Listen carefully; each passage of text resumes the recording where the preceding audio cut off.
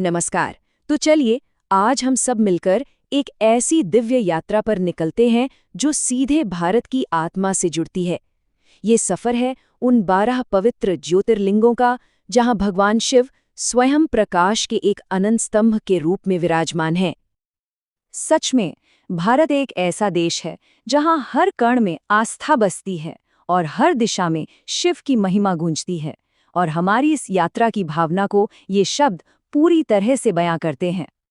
तो आइए अब और इंतजार नहीं करते, शुरू करते हैं अपनी इस पावन तीर्थ यात्रा को और बढ़ते हैं अपने पहले पड़ाव यानी प्रथम ज्योतिर्लिंग की ओर।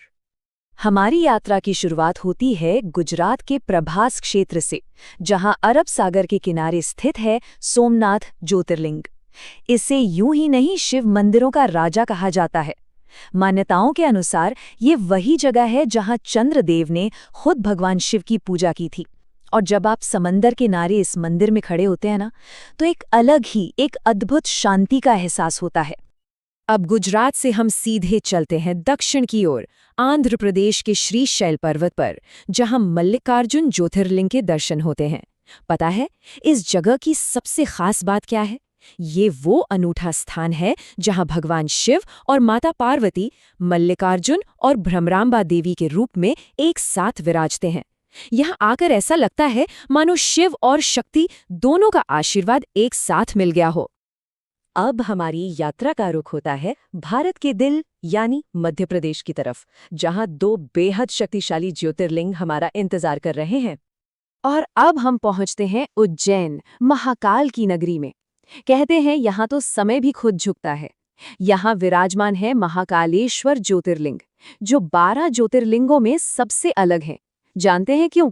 क्योंकि ये एकमात्र दक्षिण मुखी ज्योतिर्लिंग है। और यहाँ की सुबह का तो अनुभव ही कुछ और है, जब दुनिया भर से भक्त विश्व प्रसिद्ध भस्म आरती के लिए खिंचे चले आते हैं। तो ये दक्षिण मुखी का मतलब क्या है? देखिए, दक्षिण दिशा को मृत्यु का स्वामी माना जाता है, और महाकाल का इस दिशा की ओर मुख करना ये दिखाता है कि समय और मृत्यु दोनों पर सिर्फ उन्हीं का अधिकार है। मध्य प्रदेश में ही हमारा अगला पड़ाव है मां नर्मदा की गोद में बसा ओंकारेश्वर ज्योतिर्लिंग। इस जगह की सबसे अद्भुत बात है इसका आकार। ये पूरा का पूरा द्वीप पवित्र चिन्ह ओम के जैसा दिखता है, जो इसे आध्यात्मिक रूप से और भी ज्यादा शक्तिशाली और खास बना देता है। चलिए अब मैदानों से निकलकर इस यात्रा को ले चलते हैं हिमालय के ऊंचे ऊंचे बर्फीले शिखरों और पश्चिमी घाटों के घने जंगलों की ओर। और जब पहाड़ों की बात हो तो सबसे पहला नाम जहन में आता है केदारनाथ का। हिमालय की गोद में बर्फ से ढके पहाड़ों के बीच यहाँ तक पहुँचना आसान नहीं है। मान्यता है कि महाभारत के बाद पांडवों ने अपने पापों से मुक्ति पाने के लिए यहीं भगवान शिव की शरण ली थी। यहाँ की यात्रा हर भक्त के लिए अटूट आस्था और सच्ची तपस्या का प्रतीक है। हिमालय के बर्फीले पहाड़ों से अब उतरते हैं महाराष्ट्र के पश्चिमी घाटों की घनी हरियाली में, जहां भीमाशंकर ज्योतिर्लिंग विराजमान हैं।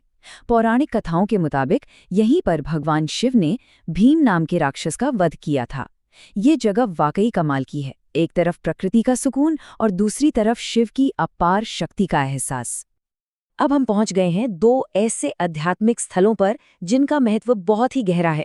एक तो है शिव की अपनी नगरी और दूसरा है गोदावरी नदी का उद्गम स्थल। एक सवाल है जो अक्सर लोगों के मन में आता है, क्या आखिर काशी को मोक्ष की नगरी क्यों कहा जाता है? इसका जवाब इस गहरे विश्वास में छुपा है कि काशी, जो भगवान शिव को सबसे प्रिय है, वो सृष्टि के अंत के बाद भी वैसी ही बनी रहेगी। इसीलिए कहते हैं कि यहाँ विश्वनाथ ज्योतिर्लिंग के दर्शन करना सीधे मोक्ष का रास्ता खोल देता है।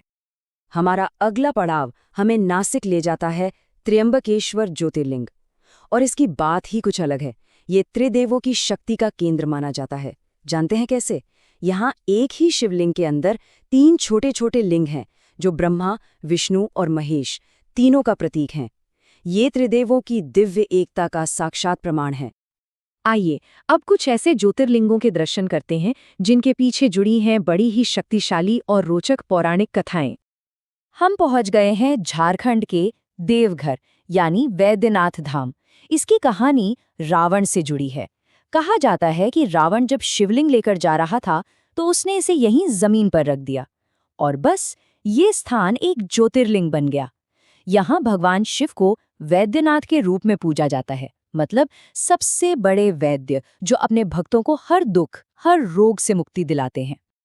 एक बार फिर गुजरात की ओर लौटते हैं, द्वारका के पास, जहां विराजमान है नागेश्वर ज्योतिर्लिंग।